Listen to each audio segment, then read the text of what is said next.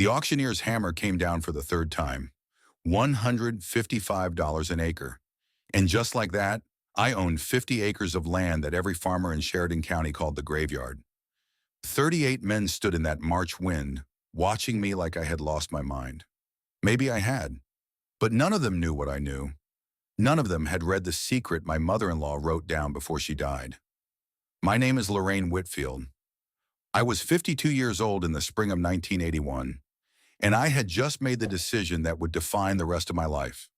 The wind cut across that Nebraska field like a knife that morning. Cold and mean, the kind of wind that finds every gap in your coat and reminds you that spring is still a promise, not a certainty. I stood at the edge of the crowd, my hands shoved deep in my pockets, watching the auctioneer work through the Hendricks estate piece by piece. The good land went first, 320 acres of prime bottomland, Class 1 soil, the kind of dirt that grows corn so tall you can lose a tractor in it. The bidding was fierce. Farmers who had driven 2 hours to be there raised their hands again and again, pushing the price up to $2,800 an acre. When the hammer finally fell, a man from Dawes County had paid nearly $900,000 for ground his grandfather would have bought for 50. But that was the world we lived in now. Land prices had climbed 400% in 10 years. Corn had touched $3.60 a bushel. Soybeans hit 10. The banks were throwing money at anyone with a pulse and a piece of property. And farmers who had spent their whole lives being careful were suddenly borrowing like the good times would never end. I watched Vernon Haskell work the crowd. He stood near the auctioneer's platform in his gray suit and polished shoes, a clipboard in his hand, writing down names. Vernon was the senior loan officer at Farmers and Merchants Bank of Crestwood.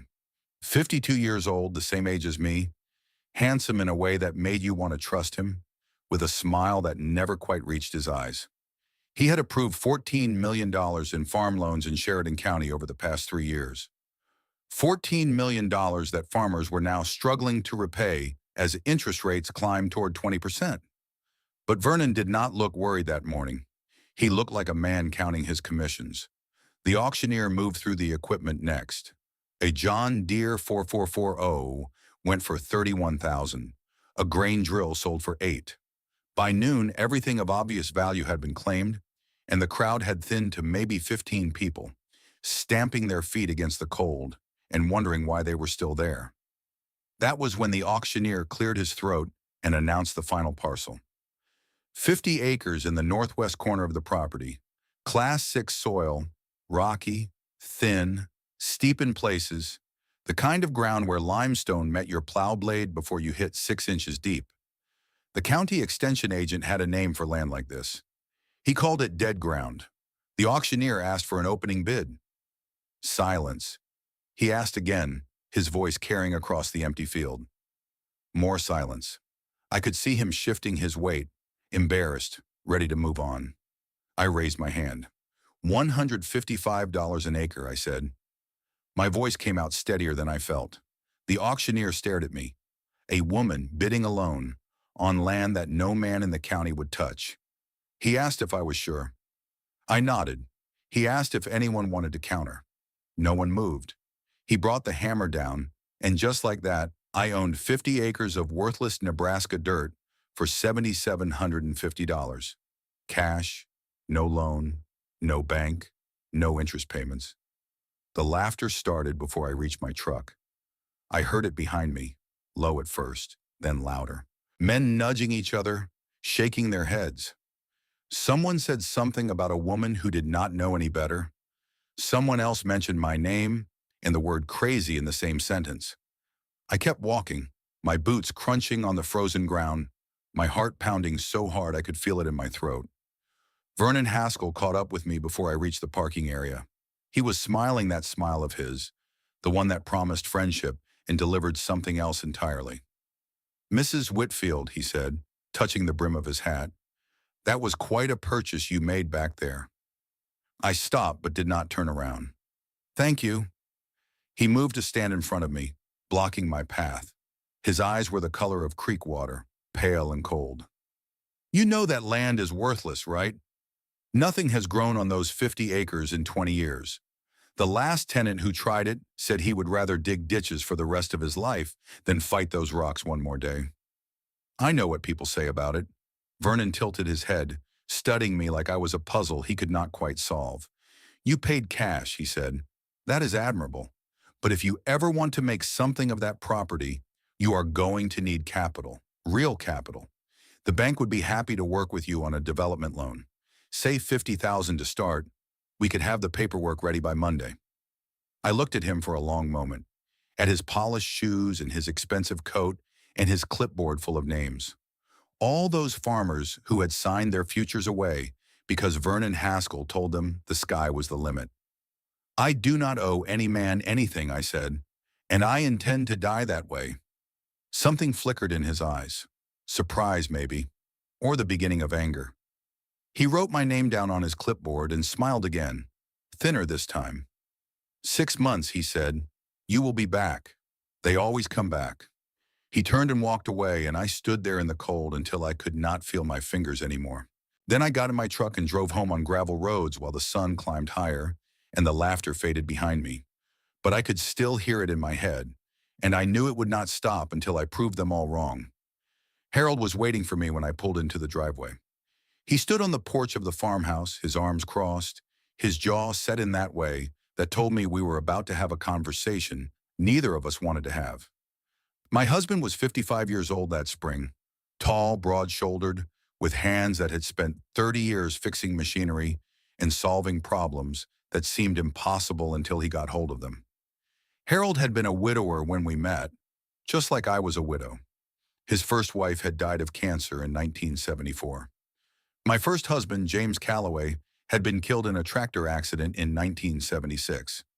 We found each other at a church social in 1978, two broken people looking for something solid to hold on to, and we had built a good life together in the 3 years since. But Harold did not understand what I had done that morning, and I was not sure I could explain it in a way that would make sense. "Lorraine," he said as I climbed out of the truck. His voice was quiet, which was worse than yelling. "How much did you spend?" $7,750. He closed his eyes for a moment, and I could see him doing the math. That money had taken us 3 years to save. It was supposed to be Wesley's college fund. It was supposed to be the new roof we needed and the tractor repairs we had been putting off. It was supposed to be security. "On dead ground," Harold said. "You spent everything we had on 50 acres that will not grow weeds." I walked past him into the house, hanging my coat on the hook by the door. The kitchen smelled like coffee and the last of the morning fire. Wesley was at school. We were alone. "Do you remember what your mother said before she died?" I asked. Harold followed me inside, his boots heavy on the wooden floor. "My mother said a lot of things at the end. She was not always making sense. She made sense to me." I turned to face him, my back against the counter. "She told me to find her notebook, the one she kept in the workshop. She said there was something in it I needed to read." Harold's face changed. His mother, Edna Calloway, had died 2 years earlier. Parkinson's had taken her slowly, stealing her movement first, and then her words and finally her breath. In those last weeks, she had said things that seemed like nonsense, fragments of sentences, names no one recognized, but she had been clear about the notebook. She had grabbed my hand with what little strength she had left and made me promise. "You never told me you found it," Harold said. "I found it last week, hidden under the floorboards in the workshop, in a tin box she must have buried there decades ago." I walked to the small desk in the corner of the kitchen, opened the bottom drawer and pulled out the notebook. It was old, the leather cracked, the pages yellowed. Edna's handwriting covered every inch of it. 40 years of observations about soil and weather and yields. 40 years of watching and learning and thinking. I handed it to Harold and watched him turn to the last page. The handwriting there was different, shaky, barely legible. Written in the weeks before Edna died, when even holding a pen was an act of will. Harold read it aloud, his voice faltering. "All my life I have watched this land die a little more each year. We take and never give back. Whoever learns to heal the soil instead of mining it will still be standing when everyone else is gone. I did not have time, but you will, Lorraine. You will." He looked up at me, his eyes wet. "She wrote this to you," he said. She knew I would understand. Harold sat down at the kitchen table, still holding the notebook. For a long time, neither of us spoke. The clock on the wall ticked. A truck passed on the road outside. Somewhere in the distance, a dog barked. Finally, Harold said, 2 years. What? He looked at me, and I could see the struggle in his face, the fear, the doubt, but also something else, something that looked almost like hope. "I will give you 2 years," he said. "March of 1983. If that land is not producing something by then, we sell it and we use the money for Wesley's education." I nodded. "That is fair." He stood up and walked to the window, looking out at the fields that stretched toward the horizon. "I do not understand what you are trying to do, Lorraine, but my mother believed in you, and I suppose that has to count for something." I walked over and stood beside him. Our hands found each other without either of us looking. "I am going to bring that ground back to life," I said. "I do not know how long it will take, but I am going to do it." Harold squeezed my hand but did not answer. Outside, the wind kept blowing, and somewhere in the northwest corner of Sheridan County, 50 acres of dead ground waited for someone to wake them up. The news spread through Crestwood like fire through dry grass. By that evening, everyone in town knew what I had done. At the feed store, at the diner, at the gas station on Main Street, people were talking about the Whitfield woman who had bought the Hendricks dead ground. Some of them laughed. Some of them shook their heads in pity. A few just looked confused, unable to understand why anyone would throw away good money on land that had been passed over, traded away, and abandoned more times than anyone could count. My friend Judith Brennan came to visit 2 days later. Judith and I had known each other since grade school. We had grown up on neighboring farms, shared secrets during long summer afternoons, stood as bridesmaids at each other's weddings. She was 51 years old, with gray streaking her brown hair and laugh lines around her eyes that had been deepening lately into something that looked more like worry. She found me in the workshop, sorting through Edna's old tools. The afternoon light came through the dusty windows in long slants, catching the motes of dust that floated in the air. "Lorraine," she said from the doorway, "I heard what you did." I set down the wrench I was holding. News travels fast. She came inside and sat on the old wooden bench against the wall. For a moment, she just looked at me, her expression unreadable. Then she shook her head and laughed. 50 acres of rocks and limestone. You always did like a challenge." I smiled, but it felt thin. "What brings you out here, Judith?" She was quiet for a moment. Then she reached into her purse and pulled out a folded piece of paper. "I wanted to show you this." I took the paper and unfolded it. It was a bank statement, a loan agreement from Farmers and Merchants Bank, signed 3 weeks earlier. $290,000 at 9.5% interest. Collateral listed as 380 acres of prime farmland in Sheridan County. I looked up at her. "Judith, it is our future," she said, her voice bright with the kind of excitement that made my stomach clench. "Russell and I have been planning this for months. We are going to expand, buy the Morrison property next to ours, put in new irrigation, double our corn production." "The Morrison property," I said slowly. "That is some of the best land in the county." "Exactly." She leaned forward, her eyes shining. "Vernon Haskell said we would be foolish not to act now. Land prices are only going up. By the time we pay off the loan, that property will be worth twice what we paid." I handed the paper back to her, my hands steady, even though my heart was racing. "What interest rate did you say?" 9.5, but Vernon said that is locked in for the first year. After that, it adjusts with the market." I thought about what I had been reading in the newspapers, about the Federal Reserve raising rates to fight inflation, about the prime rate climbing toward 15%, about farmers all over the Midwest who had borrowed at 9 and were suddenly paying 18. "Judith," I said carefully, "have you thought about what happens if rates go up? If corn prices drop?" She waved her hand dismissively. "That is not going to happen. Everyone says the market is strong. The Soviets are buying grain like there is no tomorrow. Land only goes up, Lorraine. Everyone knows that." I wanted to argue. I wanted to grab her by the shoulders and shake her and tell her about the farms I had read about in Kansas and Iowa. Farms that had already gone under when the numbers stopped working. But I could see the certainty in her face. The same certainty that had infected every farmer in the county. Just be careful, I said finally. Please. She laughed and stood up, tucking the bank statement back in her purse. You worry too much. That is your problem. Always has been. She kissed my cheek and headed for the door. When Russell and I are running 1,000 acres, you will wish you had listened to Vernon Haskell. She was gone before I could answer. I stood in the workshop for a long time after she left, listening to the sound of her car disappear down the gravel road.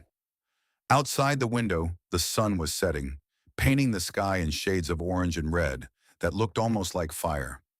I thought about Edna's notebook, about the words she had written with shaking hands.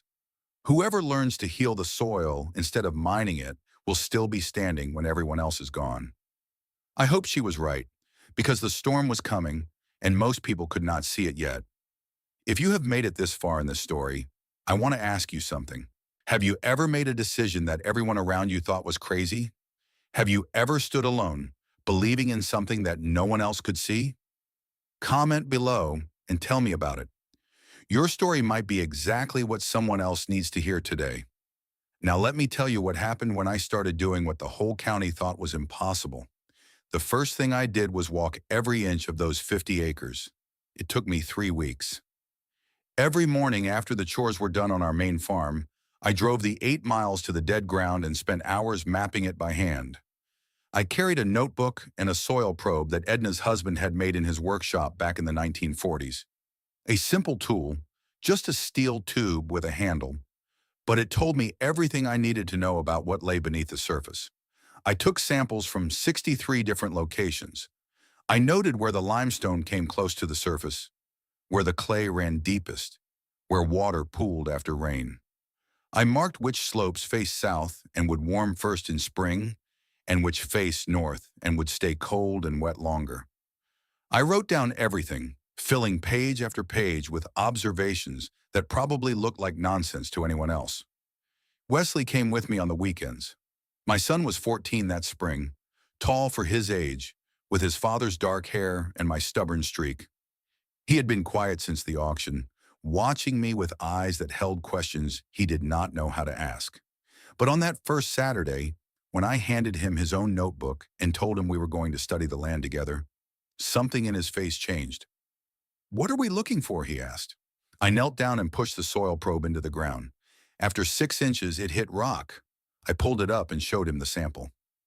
"We are looking for what this ground needs," I said. "What it has been missing." Wesley looked at the thin layer of pale soil clinging to the probe. "It looks dead. It looks tired," I said. "There is a difference." He thought about that for a moment. Then he opened his notebook and started writing. He titled the first page Mom's Project and drew a careful map of the property. Every weekend after that, he was there beside me, recording temperatures and moisture levels and anything else I asked him to measure.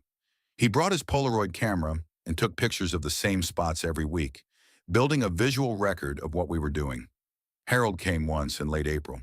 He walked the steepest section with me, the part where the topsoil was thinnest, and stood for a long time looking at the limestone that jutted through the surface like bones. "How are you going to grow anything here?" he asked. "I am not going to grow anything," I said. "Not at first." He looked at me like I had confirmed his worst fears. "Then what are you going to do?" "I am going to grow soil." He did not ask any more questions that day, but when I got home that evening, I found him in the workshop, sharpening tools I had not used in years. He did not say anything. He just kept working, the rasp of the file against metal filling the silence between us. The county thought I had lost my mind when I planted clover. It was late April of 1981, and every other farmer in Sheridan County was putting in corn. The planters were running day and night, the smell of diesel hanging in the air, the fields turning from brown to green in perfect geometric rows. It was the rhythm of spring, as reliable as the sun rising, and everyone understood it. I understood something different. I bought 300 pounds of red clover seed from the feed store in Crestwood. The owner, a man named Gerald who had known my first husband, looked at me like I was speaking a foreign language. Clover, he said flatly, on the Hendricks dead ground. 15 pounds per acre, I said, and I will need it by Thursday. He shook his head but filled the order. When I came to pick it up, 3 farmers were standing by the counter. They stopped talking when I walked in. I could feel their eyes on me as I loaded the bags into my truck. One of them said something as I was leaving. Low, meant for the others, but loud enough for me to hear. The Whitfield woman is seeding dead ground with clover, like it is 1910. I kept walking. The planting took me 2 weeks. I did it by hand, walking those rocky slopes with a canvas bag slung over my shoulder, broadcasting seed the way farmers had done for centuries before machinery made us forget the old ways. The ground was cold under my boots. The wind cut through my jacket. My shoulders ached by noon every day, and my hands blistered and then calloused and then stopped complaining altogether. Wesley helped when he was not in school. Harold watched from a distance, saying nothing, but I caught him checking the weather forecast more often than usual. In late May, the clover came up. It was patchy at first, thin and struggling in the poorest spots, barely visible in the sections where the limestone dominated. But it came up, small green shoots pushing through the pale soil, reaching for the sun, beginning the slow work of transformation that would take years to complete. I stood at the edge of the field on a warm evening in early June and watched the sun set behind those green patches. Somewhere in the distance, a meadowlark was singing. The air smelled like rain and growing things and possibility. Wesley appeared beside me, his notebook in his hand. He had been measuring the clover stands, counting plants per square foot, recording everything. "Dad wants to know when you are going to plant corn," he said. I shook my head. "Not this year." "What about next year?" "Maybe." I put my hand on his shoulder. "We are doing something different here, Wesley. We are not growing crops. We are growing the thing that grows crops." He was quiet for a moment, turning that over in his mind. "Like building a house," he said finally. "You have to lay the foundation first." I smiled. "Exactly like that." He wrote something in his notebook. I did not ask what, but when I looked over his shoulder later that night, I saw that he had drawn a picture of the clover field with the sun setting behind it. Above it, he had written a single word: beginning. The summer of 1981 passed slowly, the way summers do when you are waiting for something to grow. I let the clover bloom. Red and white flowers covered the flattest sections of the field by July, and the bees found them. You could hear the humming from 50 yards away, a low, constant drone that sounded like machinery running. I stood at the fence line sometimes and just listened, watching the bees work, feeling something close to peace. In October, I mowed the clover flat and left it lying on the ground. Cover, mulch, food for the microbes that were slowly waking up in that exhausted soil. The biomass would decompose over the winter, releasing nutrients back into the earth, building the organic matter that had been stripped away by decades of careless farming. It was the beginning of a cycle that would repeat year after year, each rotation adding another layer to the foundation I was building. Clarence Weber showed up on a cold morning in November. Clarence was 74 years old, a widower who ran 90 dairy cows on a farm 12 miles east of town. He had known Edna for 40 years, had bought hay from her husband before the war, had watched the whole county change around him while he kept doing things the old way. He drove up in his ancient Chevy pickup and sat in my driveway for 10 minutes before getting out. When he finally walked to where I was repairing fence, his face was weathered and unreadable. "Heard what you are doing out on the dead ground," he said. I kept working, driving a staple into a post. "Most people have an opinion about it." He was quiet for a moment. Then he said, "Edna used to talk about soil like it was alive. Said most farmers treated it like dirt under their boots." Never understood what she meant. He paused, looking out toward the field where the mowed clover lay in brown windrows. "I think maybe you do." I set down the hammer and faced him. "What can I do for you, Clarence?" He reached into his coat and pulled out a piece of paper. It was a rough map, hand-drawn, showing his farm and mine with the roads marked between them. "I got more cow manure than I know what to do with," he said. "Been spreading it on my own ground for years, but I am running out of places to put it. If you want it, it is yours. No charge. Just come get it. I stared at him. That is a generous offer. He shrugged. Edna helped me once. Long time ago. Winter of '53. My wife was sick, could not work, and I was going to lose everything. Edna showed up one morning with her husband, and they spent 3 weeks helping me bring in my hay. Never asked for nothing in return. He folded the map and handed it to me. This is me returning the favor, 40 years late. I took the map. My throat felt tight. Thank you. He nodded once, turned, and walked back to his truck. Just before he got in, he paused and looked back at me. Your mother-in-law was the smartest person I ever knew, he said. If she believed in you, that is good enough for me. He drove away, leaving me standing in the cold with a map in my hand and tears on my cheeks. The spring of 1982 brought hope, and the spring of 1983 brought fear. Interest rates kept climbing. The prime rate hit 21% in the fall of '81, and farm loans that had been written at 9 were suddenly renewing at 18. Land values began to drop. The collateral that had been holding up every farm loan in the county started shrinking, slowly at first and then faster, like air leaking from a balloon. I watched it happen from my 50 acres, spreading Clarence's manure on the flat sections, letting the clover grow and bloom and decompose, building soil while everyone around me was losing ground. Harold's deadline came and went in March of '83. He never mentioned it again. Something had changed in him over those 2 years. He had started coming to the dead ground with me on weekends, walking the fields, touching the soil with his bare hands. I caught him reading Edna's notebook one evening, turning the pages slowly, his lips moving as he traced her handwriting. You see it, I said quietly. He looked up at me, his eyes different than they had been 2 years earlier, softer somehow. The soil is darker, he said.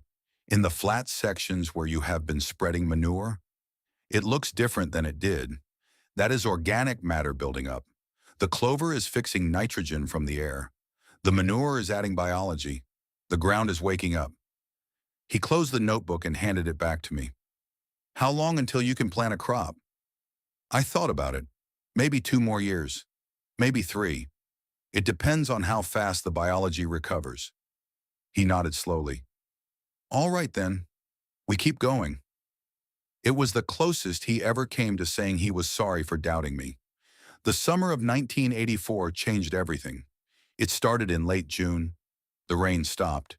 Day after day, the sun rose into a cloudless sky and baked the earth until the ground cracked.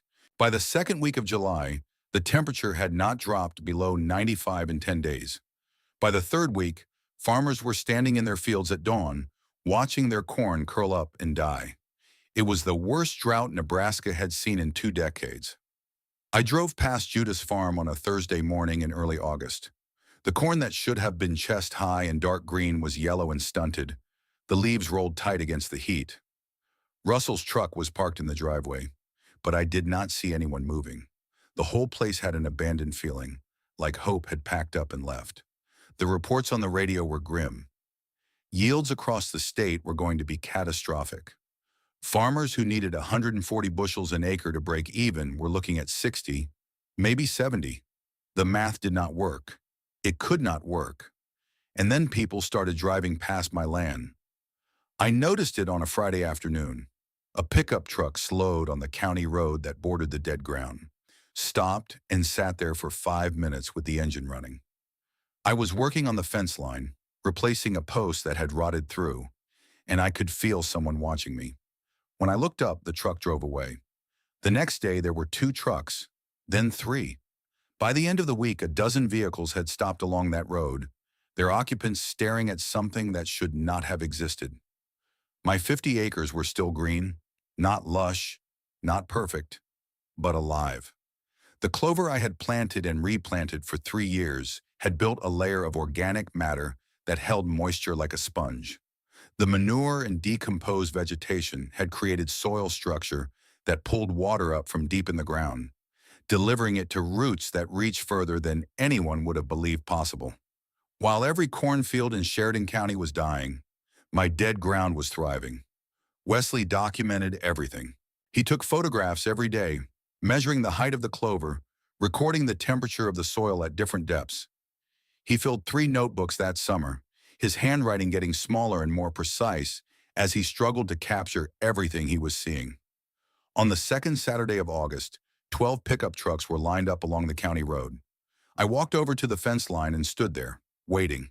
The men climbed out of their trucks slowly, reluctantly, like they were approaching something they did not quite believe. I recognized most of them. Marcus Thorne, who ran 620 acres and had once told me at a church social that women should stick to the kitchen. Henry Dawes, who had laughed loudest at the auction 3 years earlier. Vernon Haskell's brother Paul, who farmed 400 acres with money from the bank. They stood at the fence and stared at the clover, at the dark soil, at the green that should not have existed. Finally, Marcus Thorne spoke. "How is this still alive?" I met his eyes. The soil holds moisture when it has organic matter. The clover built that up over 3 years. The manure added biology. The ground is functioning like it is supposed to. He shook his head. This is dead ground. Everyone knows it is dead ground. I looked at my field, at the evidence of 3 years of patient work. It was tired, I said. Not dead. There is a difference. Marcus turned and walked back to his truck without another word. He drove away fast, gravel spraying from his tires.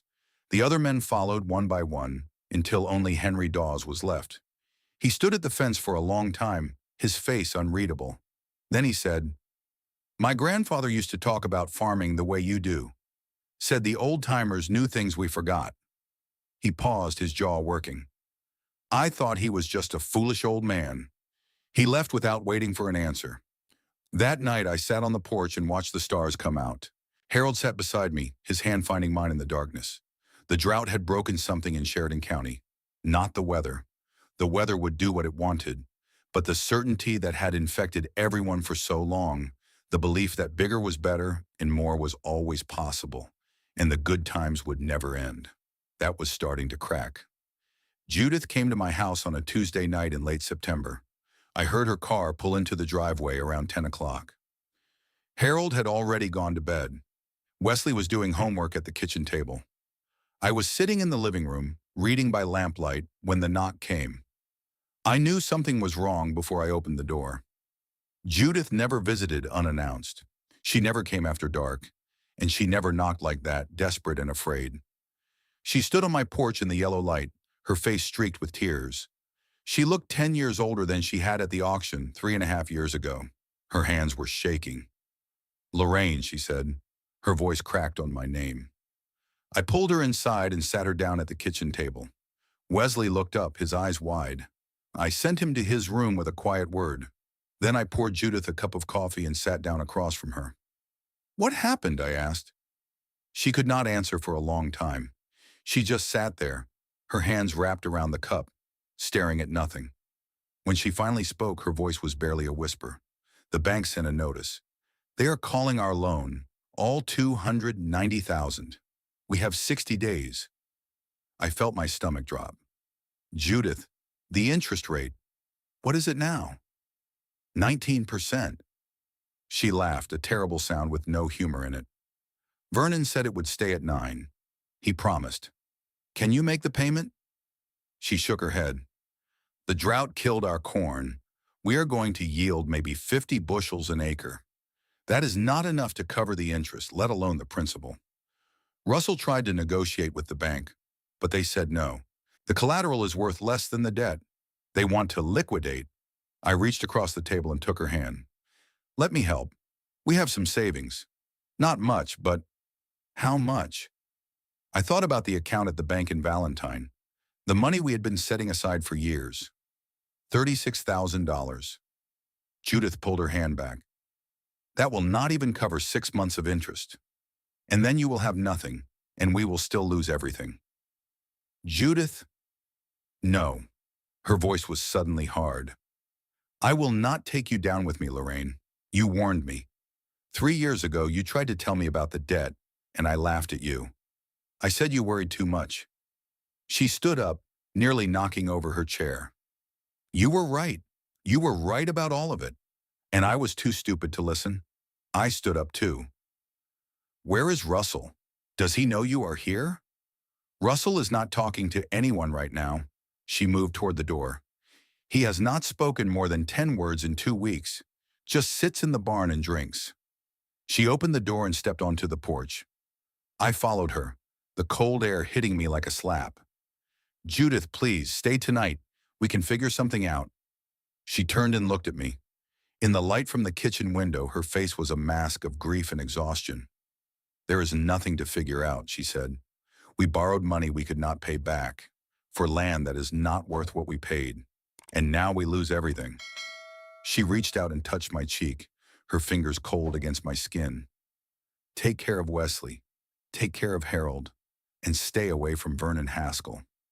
She got in her car and drove away. I stood on the porch until her taillights disappeared. Then I went inside and sat at the kitchen table for a long time, my coffee growing cold, my heart breaking for a friend I did not know how to save. I need to stop here for a moment, because what I am about to tell you is the hardest part of the story. It is the part that still wakes me up at night, all these years later. It is the part that changed everything. If you are watching this, I want you to know that you are not alone. Whatever you are carrying, whatever weight sits on your shoulders, there are people who care. Sometimes we do not see them. Sometimes we are so deep in our own darkness that we forget the light exists. But it does. If this story is affecting you, please subscribe and leave a comment below. Tell me about someone you have lost. Tell me about a burden you are carrying. Your story matters. And sometimes sharing it is the first step toward healing.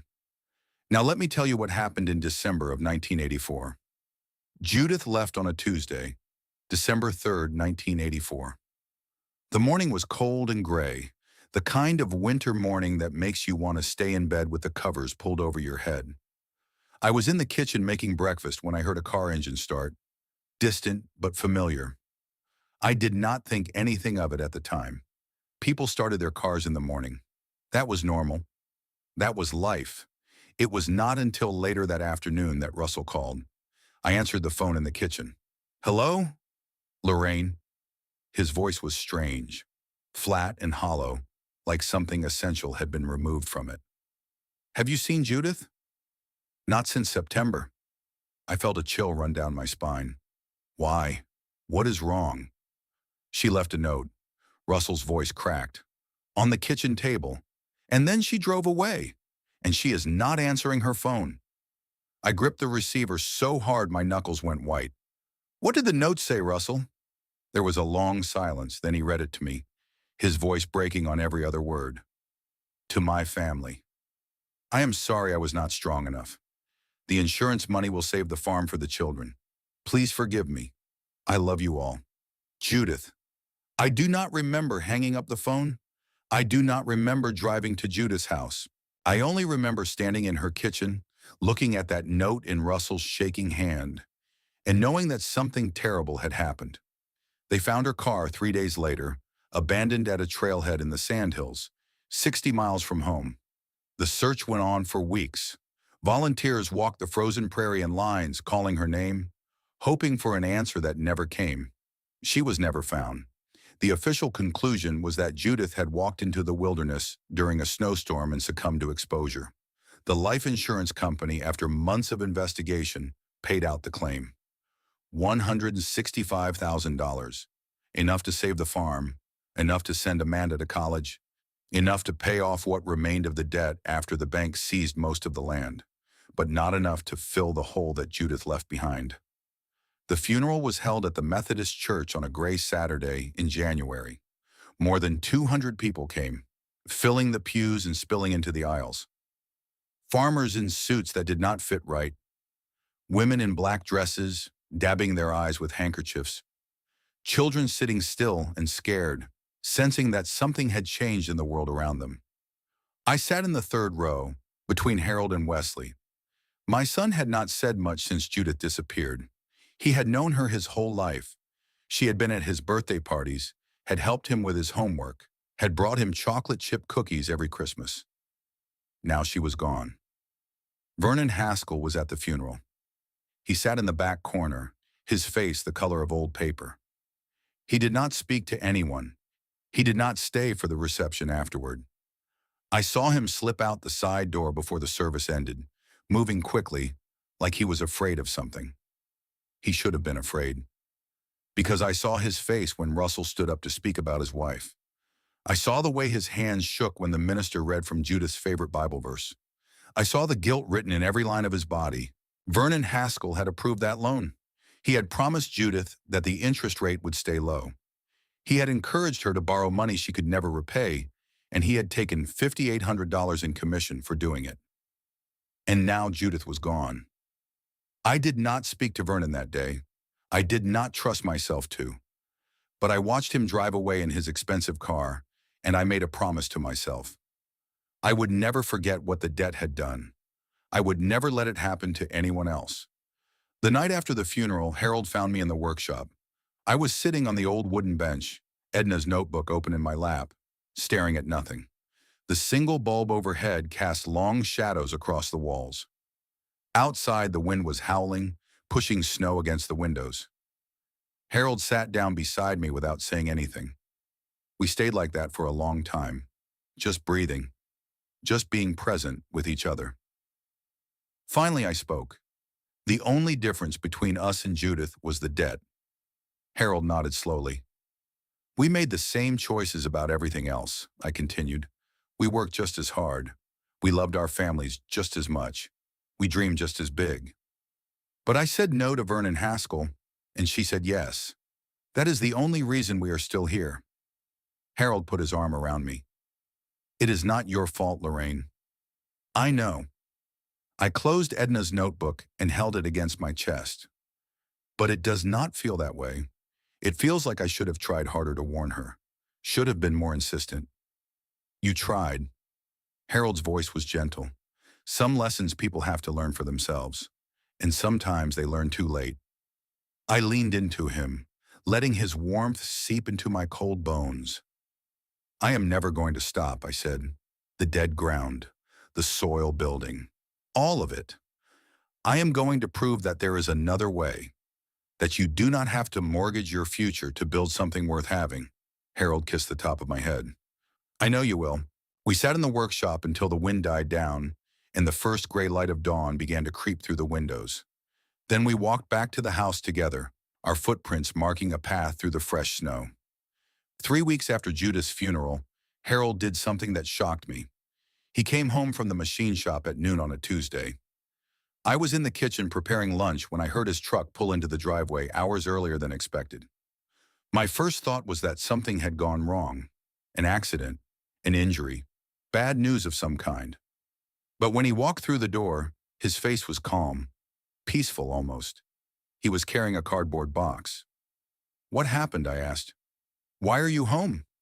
Harold set the box on the kitchen table. Inside were his tools, the wrenches and screwdrivers and precision instruments he had used for 30 years to fix machines that other people had given up on. I quit, he said. I stared at him. You what? I told Mel I was done. He sat down heavily in the chair across from me. Gave him 2 weeks' notice, but he said not to bother. Said he had a kid who needed the work anyway. Harold, we need that income. We cannot. He held up his hand. We have enough. The farm produces enough. And I realized something, sitting in that shop this morning, listening to Mel complain about his wife and watching the clock tick toward quitting time. What did you realize? He looked at me and his eyes were different than I had ever seen them. Clear, certain. I have been wasting my life, he said, fixing other people's machines when I should have been building something of my own, working for someone else's dream when my wife was out there, every day creating something that mattered. He reached across the table and took my hands. You were right, Lorraine, from the very beginning, about the land, about the debt, about everything. And I was too scared to see it, too stuck in the way things had always been done. I felt tears prick my eyes. Harold, no, let me finish. He squeezed my hands harder. Judith died because she believed what Vernon Haskell told her. She believed that more was better, that debt was a tool, that the numbers would always work out. He paused, his voice breaking. I believed those things too. If you had not been stronger than me, If you had not said no when everyone was saying yes, we would be gone too. Our name would be on that list of farms that failed. I stood up and walked around the table to stand beside him. He wrapped his arms around my waist and pressed his face against my stomach, and I felt his shoulders shake. From now on, he said, his voice muffled, I work with you, on the dead ground, on whatever you need. I am done building things for other people. We stood there for a long time, holding each other in the kitchen while the lunch I had been preparing grew cold on the stove. Outside, the March wind rattled the windows. Somewhere in the distance, a meadowlark was singing. When Harold finally pulled back, his face was wet, but his jaw was set. Where do we start? He asked. I smiled through my own tears. I have about 3 tons of manure that needs spreading on the north section. He laughed. It was the first time I had heard him laugh since before Judith disappeared. Then let us get to work, he said. That spring, Harold and I worked side by side on the dead ground for the first time. He learned quickly. The rhythms of the land, the signs that told you when the soil was ready, the patience required to build something instead of taking from it. He brought his mechanic's precision to the work, measuring and recording, adjusting and improving. Wesley watched us with something like wonder in his eyes. He was 17 that spring, finishing his junior year of high school, already thinking about college applications. But on weekends, he was there beside us, the 3 of us working together as a family in a way we never had before. In May of 1985, Wesley entered the Nebraska State Science Fair with a project he had been developing for 3 years. He called it Restoring Degraded Soils Through Biological Management. It documented everything we had done on the 50 acres, every measurement, every photograph, every observation. He won first place. The judges were professors from the University of Nebraska. One of them, a man named Dr. Raymond Fulton, asked Wesley where he had learned so much about soil biology. From my mother, Wesley said, and my grandmother. Dr. Fulton looked at me with new interest. I would like to visit your farm sometime, Mrs. Whitfield, if you would permit it. I nodded. You would be welcome. He came that summer, the first of many visits that would eventually lead to the research papers and the recognition that followed. But that day, standing in a high school gymnasium watching my son accept his award, I was not thinking about the future. I was thinking about Harold, standing beside me with his arm around my shoulders, his face glowing with pride. I was thinking about how much had changed in the years since Judith walked away. And I was thinking about Edna's words, written in a notebook that had traveled from her hands to mine. Whoever learns to heal the soil instead of mining it will still be standing when everyone else is gone. We were still standing, all 3 of us, together. The first corn went in during the spring of 1986. Not all 50 acres, just 15, the flattest sections where the soil had recovered the most over 5 years of patient work. The ground was darker now, almost chocolate brown in places where it had been pale and sandy when I bought it. The earthworm count had gone from 2 per sample to 19. The organic matter had climbed from 1% to 3.7. The land was alive. I planted the corn using an old planter that Harold had modified in the workshop, adding cutting blades to slice through the clover residue. No-till, exactly as I had read about in agricultural journals that were just beginning to discuss the practice. I bought no commercial fertilizer. I applied no herbicides. I trusted 5 years of biological work to provide everything the crop needed. The county watched. Word had spread about what I was doing on the dead ground, and people had opinions. Most of them were negative. Marcus Thorne told anyone who would listen that I was about to have the most expensive failure in Sheridan County history. Vernon Haskell, who had left the bank after its closure in '87 and was now selling insurance in Omaha, drove through town occasionally. He never stopped. He never made eye contact with anyone. But I heard he had been asking questions about my operation, trying to understand what I was doing. Let him wonder. The corn came up in late May. It was thinner than a conventional field, the rows not perfectly straight. I could hear the criticism before anyone spoke it. But I was not looking at the rows. I was looking at the roots. In early August, I dug up a sample plant and measured the root system. It reached more than 4 feet deep, threading through soil that had been compacted limestone just 5 years earlier. The roots were thick and healthy, connected to networks of fungal threads that spread through the ground like a living web. The plants were not just surviving, they were thriving. The harvest came in September. Harold drove the combine we had borrowed from Clarence, while I ran the grain cart. Wesley was there, 18 now, documenting everything for his senior year project. When the last load came in, we stood in the yard and waited for the numbers. 152 bushels an acre. The county average that year, still recovering from the drought, was 118. I had grown more corn on dead ground, with no fertilizer and no chemicals, than my neighbors were growing on land that had been farmed conventionally for a century.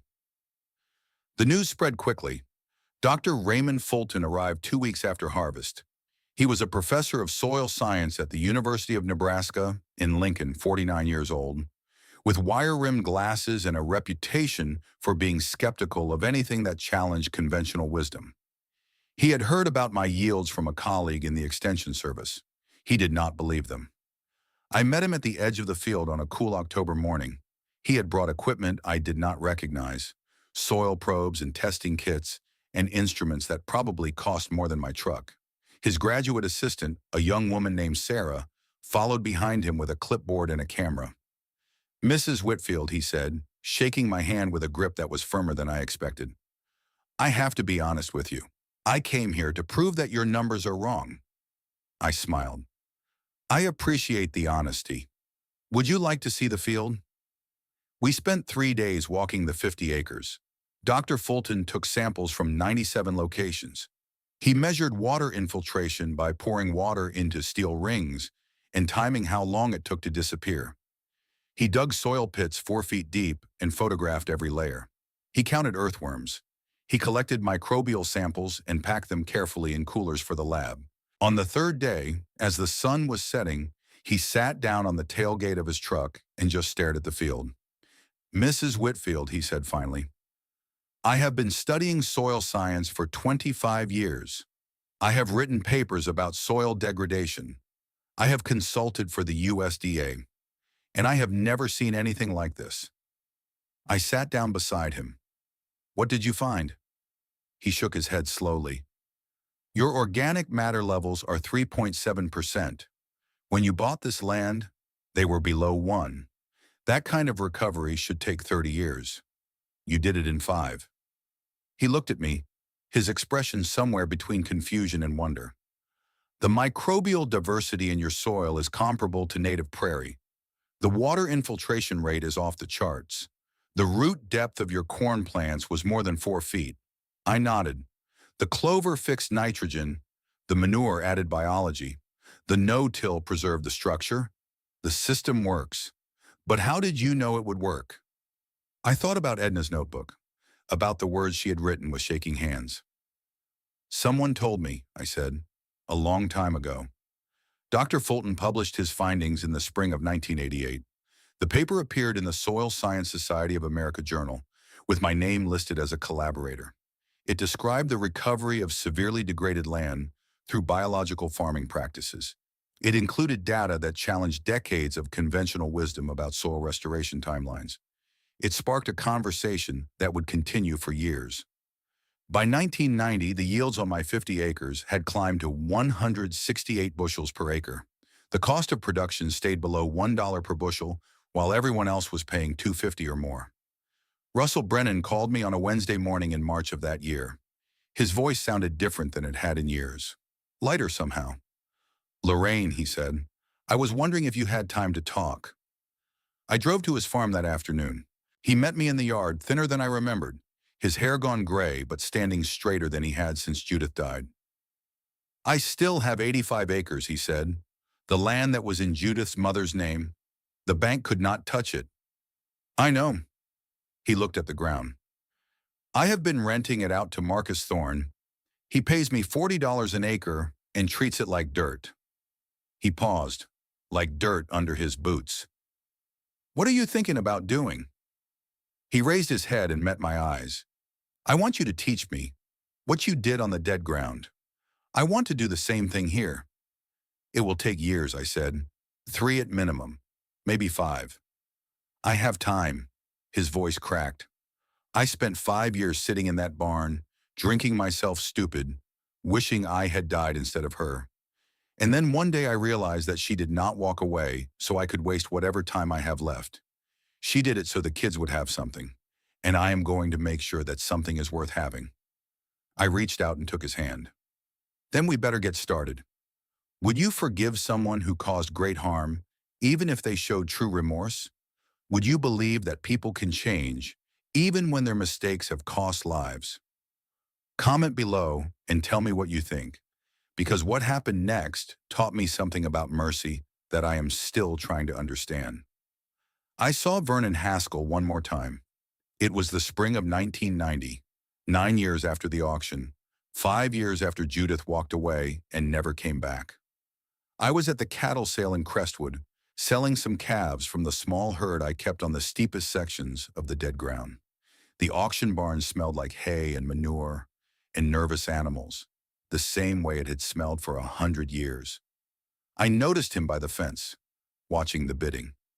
He looked 20 years older than he was. His hair had gone completely white. His suit, which had once been expensive, was worn at the elbows and frayed at the cuffs. He had lost weight. His eyes were sunken. He saw me looking and flinched like I had raised my hand to strike him. For a long moment, neither of us moved. The auctioneer's voice droned on. Cattle moved through the ring.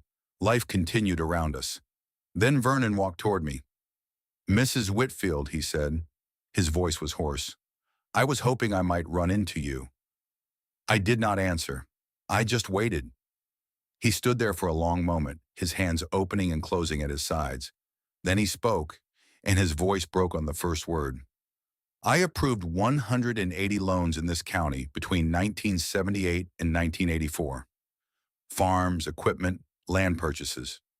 I told every one of those people that they were making smart decisions, that land values would keep going up, that the good times would last forever." He wiped his eyes with the back of his hand.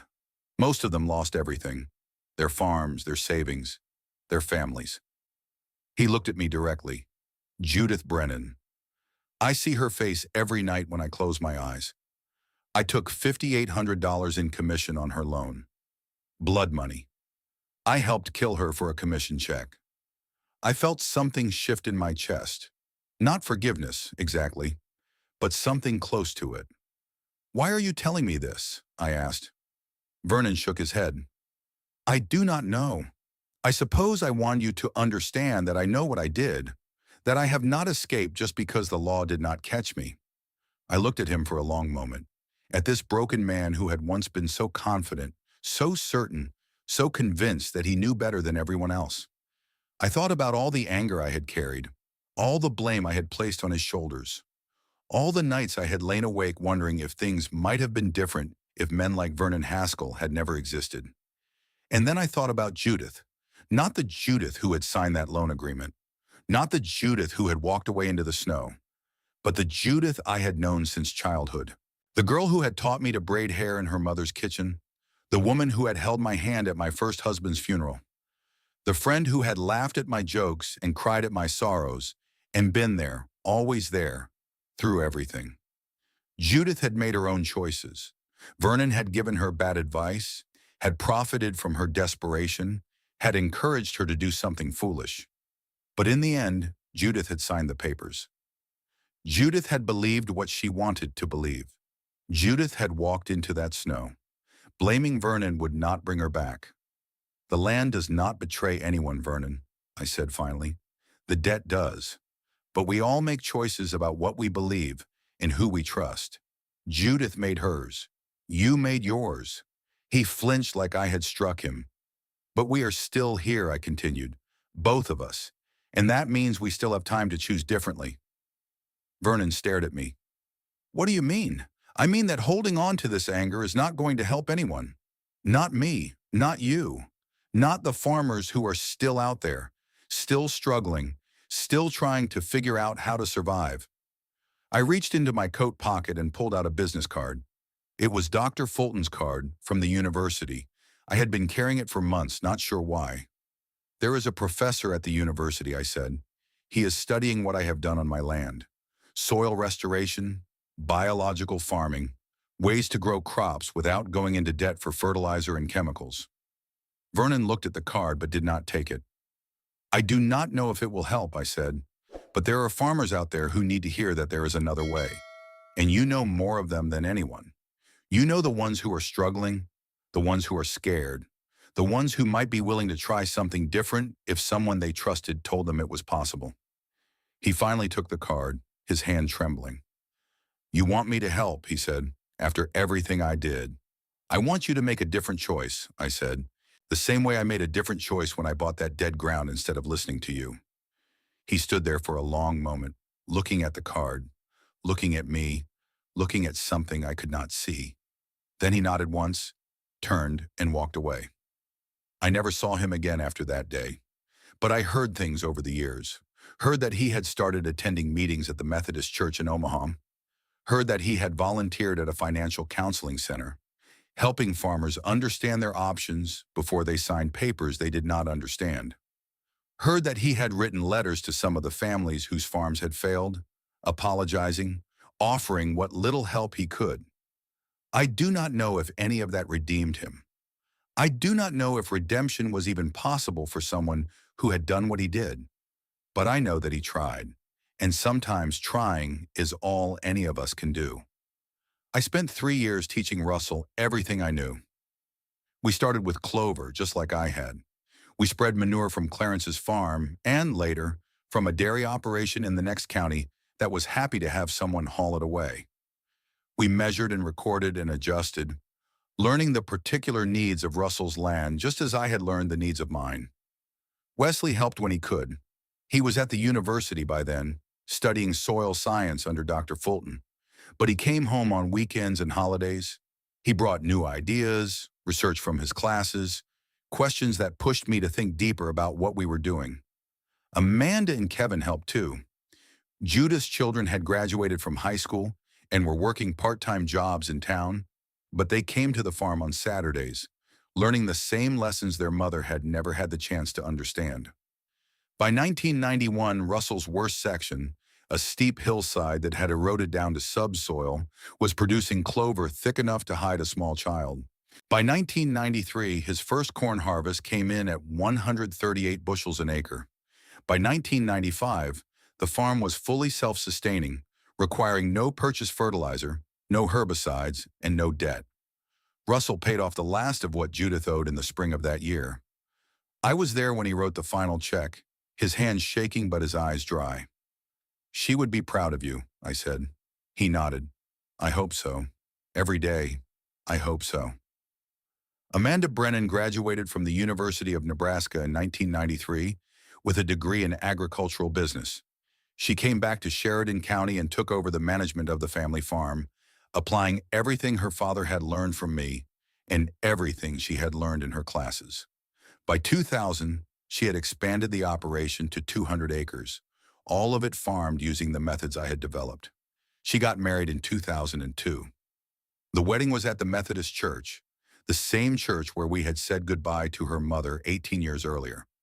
I sat in the front row next to Russell and watched this young woman who had lost so much become something her mother would have been proud of. Kevin took a different path. He moved to Denver after high school and worked in construction for a few years, trying to escape the memories that haunted him. But he came back too, eventually. Came back in 2005 after his first marriage failed, and he realized that running away had not solved anything. He works with Amanda now.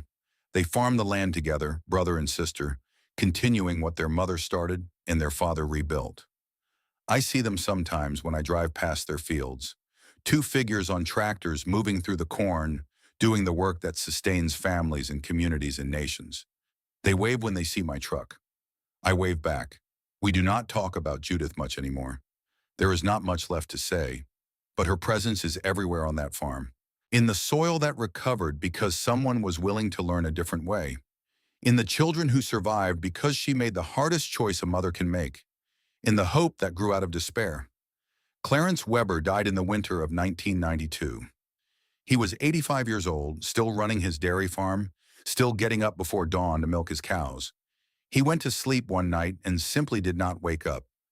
His daughter found him the next morning, peaceful in his bed, a book about soil biology open on his nightstand. It was a book I had lent him. I spoke at his funeral, at his daughter's request.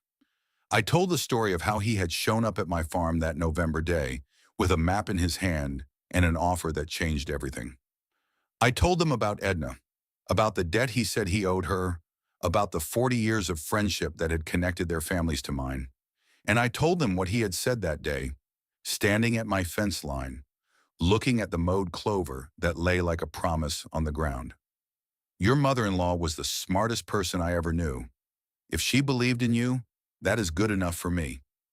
After the service, his daughter gave me something. A small wooden box, hand-carved, with my name burned into the lid. He made this for you, she said. Last summer, said he wanted you to have it when he was gone. Inside the box was a single piece of paper, folded carefully. His handwriting was shaky, the letters uneven, but the words were clear. Lorraine, you proved the old woman right. The land is not dead. It just needed someone to wake it up. Thank you for showing me that miracles are still possible. Your friend Clarence. I keep that box on my dresser. Every morning when I wake up, it is the first thing I see. A reminder of the people who believed in me when believing seemed foolish. A reminder of the debts we owe each other, the ones that cannot be measured in dollars or acres or bushels per field. The debts of faith. The years that followed were good ones. My 50 acres continued to improve. By 1998, the organic matter had risen above 5%. The yields climbed to 168 bushels per acre, consistently outperforming the county average by 30% or more. The cost of production stayed below $1 per bushel, while everyone else was paying $2.50 or more. Wesley finished his doctorate in 1996. His dissertation was about microbial communities in regeneratively managed soils, and it won awards.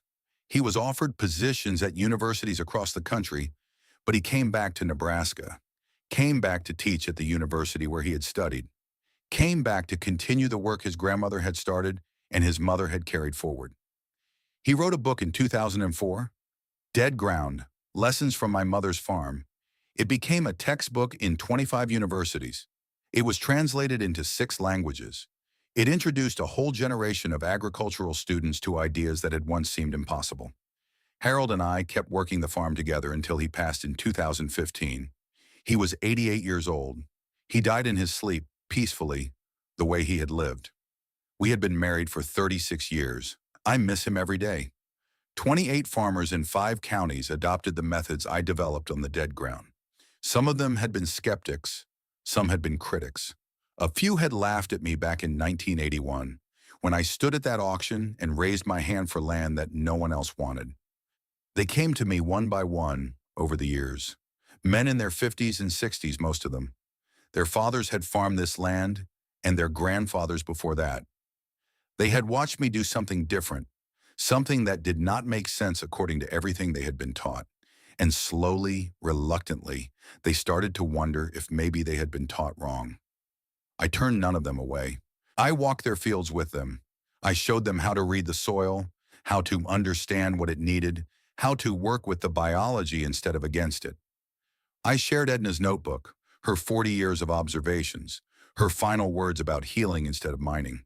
Some of them succeeded. Some of them gave up when the results did not come fast enough. Some of them made changes that looked small, but mattered more than anyone could have predicted.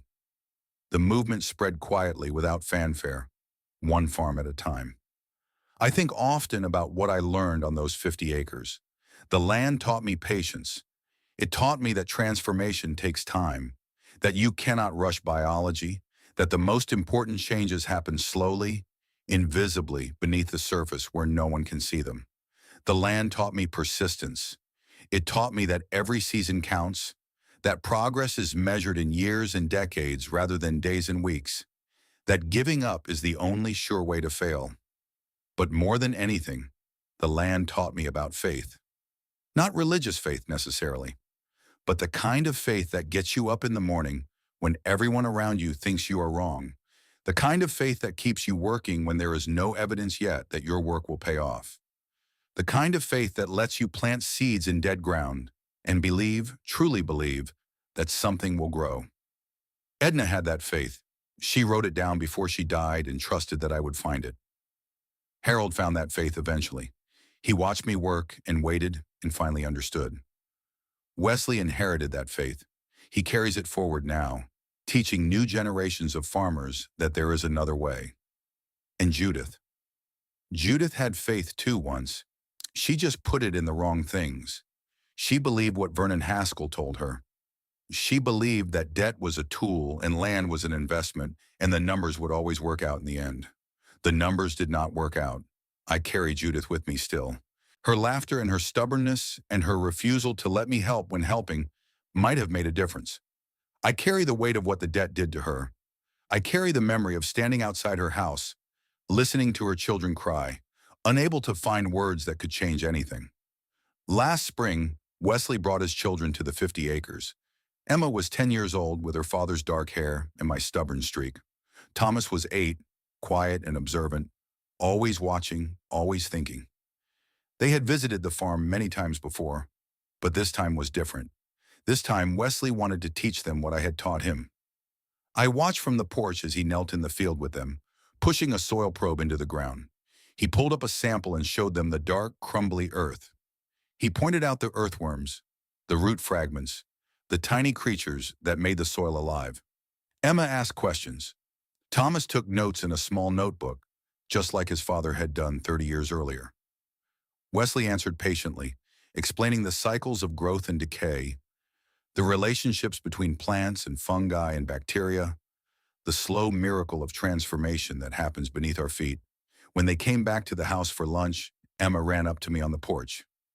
"Grandma," she said, her eyes shining, "Dad says you used to be able to see the rocks everywhere. He says the dirt was gray and nothing would grow." I nodded. "That is true, but it is not like that anymore," she said. "It is dark and soft and full of worms."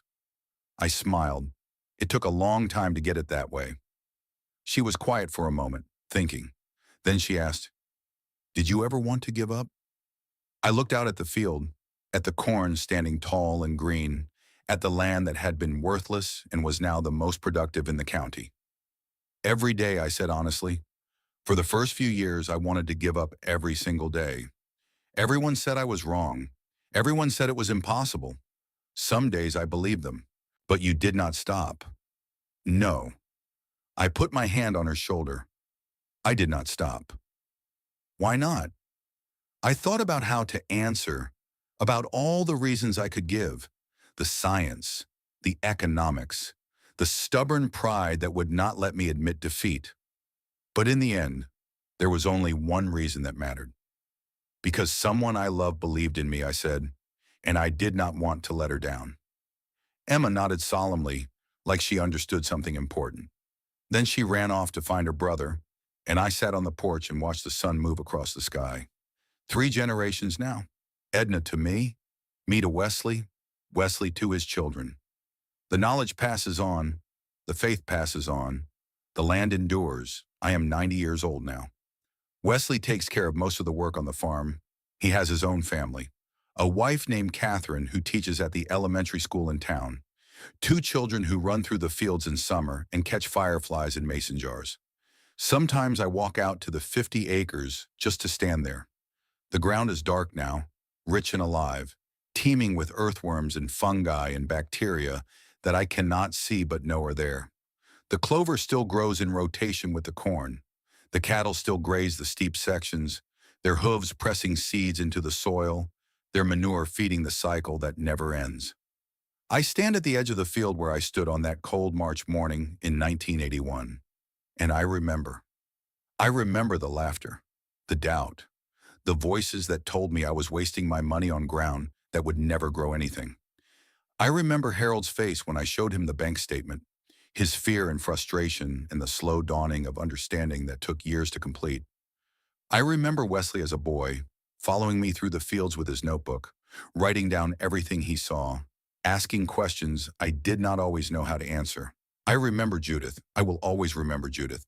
And I remember Edna's words, written with shaking hands in a notebook I found under the floorboards of a workshop. "Whoever learns to heal the soil instead of mining it will still be standing when everyone else is gone." I am still standing, There is a map on the wall of the county extension office in Crestwood. It shows every farm in Sheridan County, color-coded by soil type and productivity.